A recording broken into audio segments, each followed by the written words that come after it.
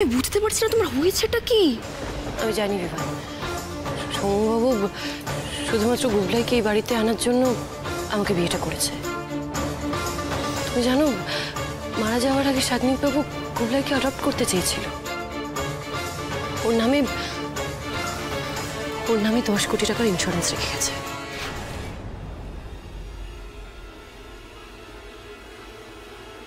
ও god, ওই অভিরাজ বুড়োটার কথায় 2 কোটি টাকার লোভে আমি 10 কোটি ছেড়ে দিলাম।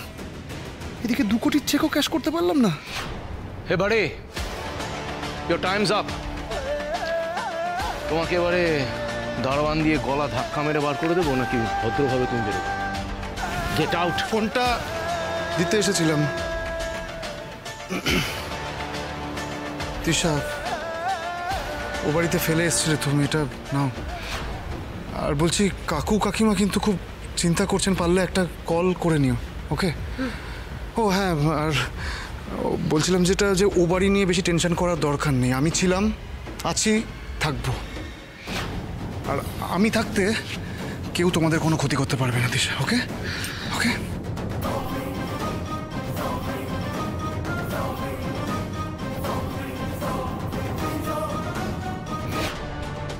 কি করছেন? হাত ছাড়ুন। কি করছেন? আরে কি হলো? কোথায় নিয়ে যাচ্ছেন? কি করছেন? হাত ছাড়ুন, আমার লাগছে। আমাকে এখানে কেন নিয়ে আসলেন? কারণ আজ থেকে এখানেই তোমাকে থাকতে হবে। বলছি সমু, স্টোর রুমটা তো বহুদিন ধরে বন্ধ পড়েছিল, খুব নোংরা। ও তার থেকে বরঞ্চ গেস্ট রুম। মা, তুমি যাই বলো না কেন, আমার ডিসিশন কোনোভাবে চেঞ্জ হবে না। ওকে এই ঘরেই থাকতে হবে। দেখ, আমার কথাটা একটু শোন।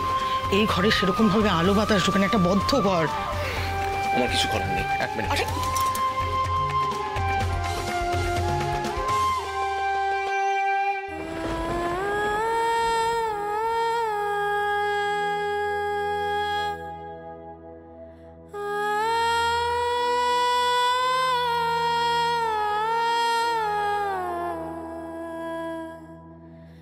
তুমি সমুকে এখন খুব নিষ্ঠুর ভাবছো, তাই না? নিষ্ঠুরতা তো তুমিও আমাদের সাথে করেছো দিশা। কেন আমাদের এত বড় সর্বনাশটা করলে তুমি? তোমাকে তো আমি ভালো মেয়ে ভাবতাম, নিজের সন্তানের মতো দেখতাম। আর শানুই বা তোমার কি ক্ষতি করেছিল যে তুমি ওকে এত বড় শাস্তিটা দিলে? আমি কিছু করিনি। এই ব্ল্যাকমেল করার কথা, এই ওনাকে খুন করে, এই সবটা মিথ্যে অভিযোগ। আমি মিথ্যে সবটা না কোর্টে অলরেডি প্রমাণ হয়ে গেছে দিশা। তাই মমসির সামনে কুমিরের কান্না কেঁদে না কোনো লাভ নেই। ধরো, আজ থেকে এইখানেই তুমি থাকবে, আর কোনোভাবে যেন আমার ঘরের ত্রিসীমানায় তোমাকে না দেখি। কিন্তু গুবলাই আমাকে ছাড়া থাকতে পারবে না, ওর কষ্ট হবে। দেখুন, আমাকে যেতেই হবে, ওইটা মেনে নেবেন আপনি, প্লিজ বোঝার চেষ্টা করুন। তুমি কিভাবে বোঝাবে? That is absolutely your problem. তোমার প্রবলেম ওটা আমার প্রবলেম নয়। তুমি আমার ঘরের ধারে কাছে ঘেসবে না, তোমার ছায়াও যেন না দেখি ওখানে, ওকে? চলো।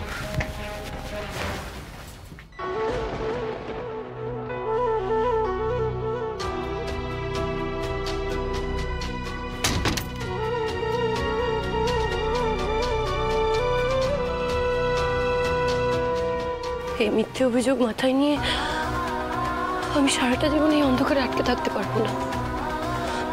আমাকে বেরোতে হবে, যত তাড়াতাড়ি সম্ভব আমাকে এখান থেকে বেরোতে হবে।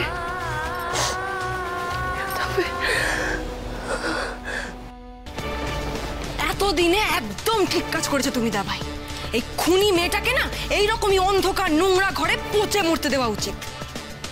সেটাই যদি হয়, তাহলে ওর অন্যায়ের সাথে আমাদের অন্যায়ের পার্থক্য কি থাকবে? পার্থক্য আছে মা, আছে। ও যেমন নিজের স্বার্থের জন্য শানুকে মেরেছে, আমরাও ঠিক তেমন ওকে কষ্ট দিয়ে মারবো, যাতে শানুর মৃত্যুর প্রতিশোধ নেওয়া যায়। আমি তোমায় কথা দিচ্ছি মা, যতদিন না মেয়েটাকে আমি তিলে তিলে শাস্তি দিতে পারছি, আমি শানুকে দাহ করব না। আমার মেয়ে দিশা যখন গাড়ি চালাচ্ছিল তখনই শাগনিকবাবুর অ্যাক্সিডেন্টটা হয়। এ কথা আমার মেয়ে নিজের মুখে স্বীকার করেছে, আমি জানি স্যার। যদিও পরবর্তীকালে সৌম্য রুদ্র কর্মকার এসে আমার মেয়ের বিরুদ্ধে ওটা যাবতীয় অভিযোগ উইথড্র করে নিয়েছে, কিন্তু তাহলেও স্যার, আমার মেয়ের মাথায় যে কলঙ্ক দাগটা লেগেছে সে তো আর অত সহজে মুছে যেতে পারে না। তাই স্যার, বলছিলাম যদি একবার ফিজিক্যালি সামনাসামনি এসে আমি একটু কথা বলতে পারতাম। হ্যাঁ তাহলে ওকে sir, okay sir, okay sir, okay sir. আমি তাহলে চেষ্টা করছি আমার মেয়েকে একেবারে সঙ্গে করে নিয়ে গিয়ে আমি ওনার সঙ্গে কথা বলতে, দেখা করতে। Okay sir, okay sir, thank you sir, thank you, thank you, thank you, thank you, thank you. কেন পুরনো খবর খুঁজছো জিপিএস? কেন খুঁজছো? মেয়েটা তো এই সবে বিয়ে হয়ে ওই বাড়িতে গেছে, কটা দিন যেতে যাও, মানিয়ে গুছিয়ে নেবে সবটাও ঠিকই। ও বাড়িতে গেছে মানে? আমার মেয়েটা কোন পরিস্থিতির মধ্যে ও বাড়িতে গেল তুমি জানো না? তুমি তো সবটা জানো, সবকিছু জেনেও বলছো আমার মেয়েটার জন্য এইটুকু আমি করবো না? অনেক কিছুই এত বছরে তুমি করতে পারতে, নিজের ক্ষমতাকে কাজে লাগিয়ে আজ পর্যন্ত কোনো কিছু করেছো? তুমি করেছো? মেয়েটার সাথে একবার কথা বলতে পারিনি জিপিএস, সেই খেয়াল আছে তোমার? কোথায় একটু তার ব্যবস্থা করিয়ে দেবে, তা না তুমি পড়ে রয়েছো তোমার কেস নিয়ে, কি হবে? হ্যাঁ পড়ে রয়েছে কার? দিশা ফোন করেছে, দিশা ফোন কথা বলো, ধরো ফোনটা ধরো। হ্যাঁ হ্যাঁ স্পিকার, হ্যাঁ স্পিকার। হ্যালো দিশা, কেমন আছিস মা? কেমন আছিস? দিশা, দিশা ভালো আছিস তো? হ্যাঁ রে, ও বাড়িতে তোর ওপর কেউ কোনো রকম মানসিকভাবে টর্চার করছে না তো? কোনো প্রেশারাইজ করছে না তো? হ্যাঁ আমি ঠিক আছি বাবা। আসলে এই বাড়িতে এত সহজে যে আমাকে সবাই মেনে নেবে না এটা তো আমি জানতামই, তাই এদের সাথে মানিয়ে নিতে আমারও খুব একটা অসুবিধা হচ্ছে না। তুমি চিন্তা করো না, খুব তাড়াতাড়ি আমাকে এই খুনের দায় থেকে বেরোতে হবে। হ্যাঁ মা, হ্যাঁ শোন না, বলছিলাম যে আমি বড়বাবুর সঙ্গে কথা বলে সব ব্যবস্থা করে রেখেছি। তুই একবার আজ এখানে আসতে পারবি? তাহলে তোকে একবার সঙ্গে করে, দাঁড়াও বলতে দাও, তাহলে একবার তোকে সঙ্গে করে নিয়ে গিয়ে আমি অফিসারের সঙ্গে একবার আজকে দেখা করে কথা বলতাম। আচ্ছা ঠিক আছে, আমি দেখছি, আমি চেষ্টা করছি আসার। এখন রাখছি, হ্যাঁ রাখছি। আচ্ছা আচ্ছা মা, ভালো থাকছি। আমাকে আজকে যে করে হোক থানায় যেতেই হবে, এই কেসটা যে করে হোক রিওপেন করানোর ব্যবস্থা করতেই হবে।